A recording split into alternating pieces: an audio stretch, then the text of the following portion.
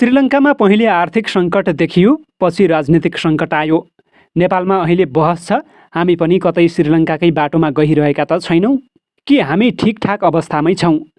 राजनीतिक सङ्कट ठम्म्याउन र देख्न सजिलो हुन्छ, तर आर्थिक सङ्कटको पूर्व सङ्केत ठम्म्याउन अलिक गाह्रो हुन्छ। आर्थिक सङ्कटको पूर्व सङ्केत पत्ता लगाउन आर्थिक दृष्टि चाहिन्छ। देशमा आर्थिक सङ्कट आउँदैछ छैन भन्ने प्रश्न प्राय अर्थविदहरूलाई सोध्ने गरिन्छ, तर राजनीतिक सङ्कट चाहिँ अराजकता, अशान्ति र आन्दोलनका रूपमा सडकमा सजिलै देख्न सकिन्छ। नेपालमा अहिले न राजनीतिक आन्दोलन चलेको छ, न अर्थविदहरू नै देशको अर्थव्यवस्थाबारे एकमुख छन्। तैपनि मुलुक सङ्कटको बाटोमा अघि बढेको चर्चा परिचर्चा सुरु भएको छ। थाहा छैन नेपालमा आर्थिक सङ्कटकाल कहिले आउँछ या राजनीतिक सङ्कट। सङ्कटबारे पहिले कम्युनिस्टको एप्रोचबाट कुरा गरौँ। कम्युनिस्टहरूले राष्ट्रिय सङ्कटलाई दुई किसिमले वर्गीकरण गरेर हेर्छन्। एउटा क्रान्तिकारी सङ्कट, अर्को प्रतिगामी पश्चिमागामी सङ्कट। कुनै पनि देशमा उत्पन्न सङ्कटले कम्युनिस्टहरूको लागि सत्ता कब्जा गर्न उपयुक्त परिस्थिति निर्माण गरिदिएको छ भने उनीहरूको भाषामा त्यो क्रान्तिकारी सङ्कट हो। तर देशमा उत्पन्न सङ्कटले कम्युनिस्टहरूलाई कमजोर पार्ने र कम्युनिस्ट विरोधीहरूलाई शक्तिशाली बनाउने परिस्थिति बलियो छ भने त्यो उनीहरूको भाषामा प्रतिगामी अर्थात् पश्चिमागामी पुँजीवादी इत्यादि सङ्कट हो। कम्युनिस्ट नेता लेनिनले कुनै पनि देशमा क्रान्तिकारी सङ्कट उत्पन्न हुनका लागि तीनवटा परिस्थिति विद्यमान हुनुपर्ने बताएका छन्। 1. त्यो देशको शासक वर्ग यथास्थितिमा टेक्नै नसक्ने अवस्था। 2. आम जनताको स्थिति यति भयावह कि यथास्थितिमा उनीहरूलाई बाँच्नै गाह्रो हुने अवस्था। र 3. पहिलो र दोस्रो परिस्थितिबाट मुलुकलाई पार लगाउन सक्ने क्रान्तिकारी तागत। यी तीनवटा परिस्थिति एकैसाथ विद्यमान रहेको अवस्थामा त्यो देशमा क्रान्तिकारी सङ्कट देखा परेको मान्न सकिने र क्रान्तिकारीहरूले विद्रोह मार्फत सत्ता आफ्नो हातमा लिन सक्ने लेनिनको थ्योरी रहेको छ। उनले यही थ्योरी प्रयोग गरेर पहिलो विश्वयुद्ध चलिरहेका बेला अक्टोबर क्रान्ति मार्फत सोभियत सङ्घको सत्ता हातमा लिएका थिए। अब नेपाललाई लेनिनको थ्योरीबाट हेरौँ। के नेपालमा क्रान्तिकारी सङ्कट उत्पन्न भएको छ? अझ त्योभन्दा पहिले अर्को प्रश्न विचारणीय छ, के नेपालमा सङ्कट उत्पन्न भएको छ? प्रतिपक्षका नेताहरू भन्छन् नेपाल श्रीलङ्काको बाटोमा छ। विपक्षी दलका नेता केपी शर्मा ओलीले भनिसके भ्रष्टाचार र व्यथिति यही अवस्थामा रहिरहने हो भने र समयमै ब्रेक नलाग्ने हो भने नेपालको अवस्था श्रीलङ्काको भन्दा पनि तल पुग्न सक्छ। ओलीको आशय छ श्रीलङ्कामा जस्तै नेपालका सत्ताधारी नेतालाई पनि जनताले लखेट्ने दिन आउन सक्छ। उता सत्ता पक्षका नेताहरू चाहिँ नेपालको अर्थतन्त्र श्रीलङ्काको जस्तो नरहेको दाबी गर्छन्। राजनैतिक रूपमा पनि नेपाल ठिक ठाउँमै रहेको सत्ता पक्षको दाबी रहेको छ। तैपनि उनीहरू श्रीलङ्कामा शासकको आवास जनताले कब्जा गरेको दृश्यबाट भित्रभित्रै डराएको महसुस हुन्छ। तैपनि नेपालमा आर्थिक राजनीतिक सङ्कट चाहिँ आइ नहालेको सत्ता पक्षको दलिल देखिन्छ। प्रतिपक्षको तर्क चाहिँ सरकारको अलोकप्रियता र व्यथितिसँगै देशमा ठुलै सङ्कट आउन लागेको भन्ने नै छ। सामान्यतः राजनीतिक रूपमा हेर्दा नेपालमा सबै ठिकठाक चलिरहेको छ भन्न नसकिए पनि सङ्कटको तह शासक वर्ग यथास्थितिमा टेक्नै नसक्ने परिस्थिति तयार भइसकेको देखिँदैन। पहिलो निर्वाचन आयोगले चुनावको मिति नै घोषणा गरिसकेको अवस्थामा यो सरकार असफल भए अबको 4-5 महिनापछि अर्को दल सरकारमा पुग्न सक्ने सम्भावना रहेको छ। काङ्ग्रेस माओवादीको विकल्पमा केही महिनादेखि नै प्रतिपक्षलाई जनताले सरकारमा पुर्याउने सम्भावना पनि छ, अथवा जनताले मिलिजुली सरकारको जनादेश लिएर विकल्प रोज्ने सम्भावना पनि रहेको छ। यो अवस्थामा सत्तापक्ष यथास्थितिमा टेक्नै नसक्ने परिस्थिति देशमा छैन। यही व्यवस्थामा विकल्प खोज्ने ठाउँ छ।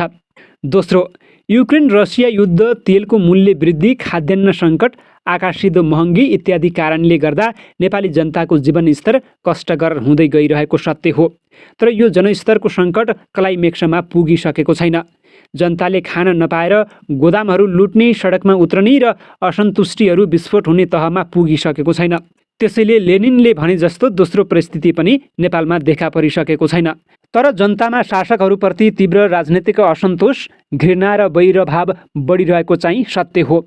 यस्तो वितृष्णा सत्ता पक्षप्रति मात्र होइन, सबै पुराना पार्टीहरूप्रति रहेको छ भनेर बुझ्न जरुरी रहेको छ। तेस्रो, शासक वर्गहरूको आक्रोश र जनजीवनमा बढ्दो सङ्कटलाई सम्बोधन गर्ने तेस्रो क्रान्तिकारी विकल्प पनि नेपालमा देखा पर्न सकेको छैन। समाजवादी क्रान्तिको कुरा गर्ने विप्लवको पार्टी पत्ता साप जस्तै बनेको छ। प्रचण्ड नेतृत्वको माओवादी केन्द्र आफै नेपाली काङ्ग्रेसको दायाँतिर उभिएर जनताबाट दिनानुदिन अलोकप्रिय बनिरहेको छ। नयाँ शक्ति, वैकल्पिक शक्ति भनिनेहरू चिरा र कमजोर बनेका छन्। फलानुले देश सम्हाल्ला भनेर आशा गर्ने कुनै ठाउँ देखिएको छैन। यी तीनवटै तथ्यले के पुष्टि गर्दछन् भने नेपालमा लेनिनले भने जस्तो क्रान्तिकारी सङ्कट विद्यमान छैन। हामी अहिले नयाँ व्यवस्थामा छौँ। गणतन्त्र, सङ्घीयता र धर्मनिरपेक्षता सहितको समावेशी लोकतान्त्रिक प्रणालीमा गएको एक कार्यकाल मात्र पुरा हुँदैछ। यो अवस्थामा वर्तमान व्यवस्थाप्रति जनतामा नैराश्य र अविश्वास उत्पन्न हुनु भनेको पश्चिमागामी सङ्कटतर्फ उन्मुख हुनु नै हो। यो व्यवस्था असफल भयो भने मुलुकमा विगतको जस्तै राजावादी निरङ्कुश शक्तिले टाउको उठाउने खतरा उत्पन्न हुन सक्छ, अथवा कुनै सैनिक शासन वा विदेशी कठपुतली सरकार स्थापना हुन गई सङ्घीय गणतन्त्र धरापमा पर्न सक्छ। तत्कालै यसो नहोला, तर यही गतिमा व्यवस्थाप्रति जनअसन्तोष बढ्दै जाने हो भने यसले सङ्घीयता, गणतन्त्र, धर्मनिरपेक्षता र लोकतन्त्रको विकल्पमा पञ्चगामी विकल्पतर्फ देशलाई धकेल्न सक्छ। रोचक पक्ष चाहिँ के छ भने देशमा पञ्चगामी विकल्प पनि आन्तरिक सङ्कटमै छ। राजा चाहिन्छ भन्ने पार्टी फुटेको छ। स्थानीय चुनावको परिणामले पनि उनीहरूप्रति जनताको समर्थन देखिएको छैन। राजावादीहरू आपसमै मिल्न नसकेर कमजोर अवस्थामा छन्। एकातिर क्रान्ति गर्छु भन्ने कम्युनिस्टहरू पनि छेदविच्छेद छन्, अर्कातिर प्रतिक्रान्ति गर्छु भन्ने राजावादीहरू पनि छेदविच्छेद छन्। स्थानीय निर्वाचनले लोकतान्त्रिक संरचनालाई बलियो बनाएको छ। अब हुने आम निर्वाचनले व्यवस्थालाई थप बलियो बनाउने र जनविरोधी नेताहरूलाई पराजित गरेर सही मानिसलाई जिताउने विकल्प पनि सन्निकट छ।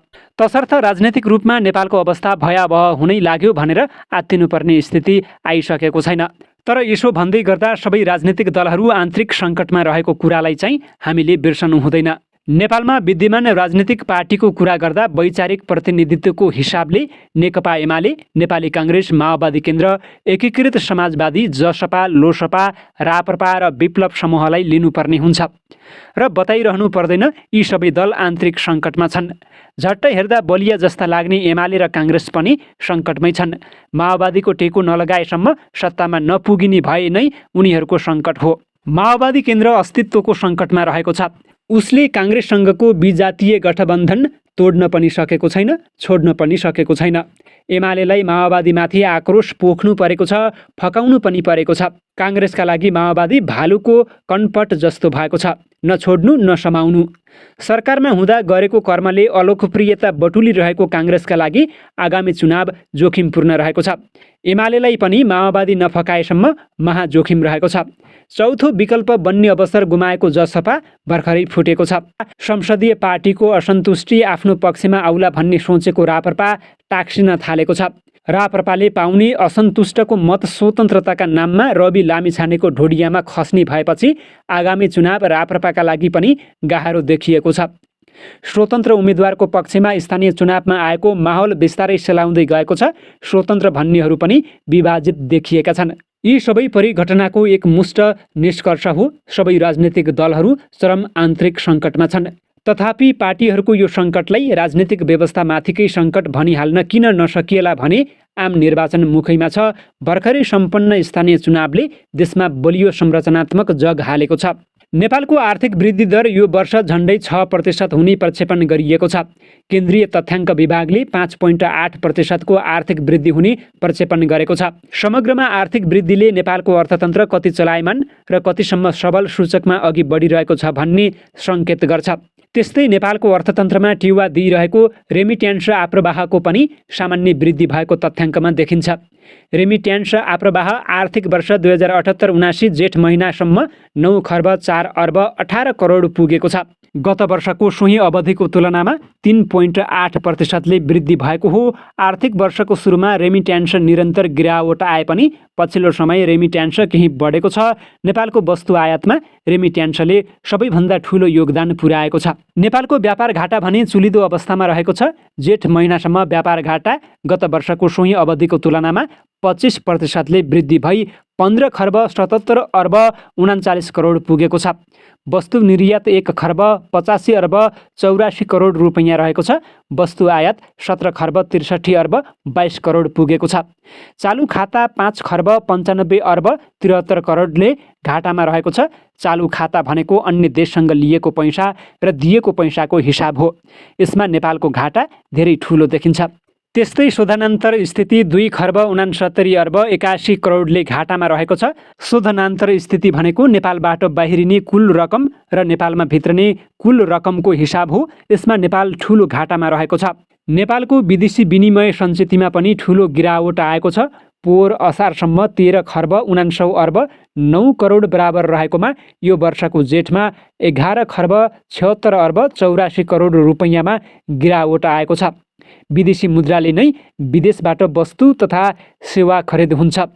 श्रीलङ्काको सबैभन्दा ठुलो समस्या भनेको विदेशबाट वस्तु खरिद गरेर व्यवस्थापन गर्न नसक्नु हो।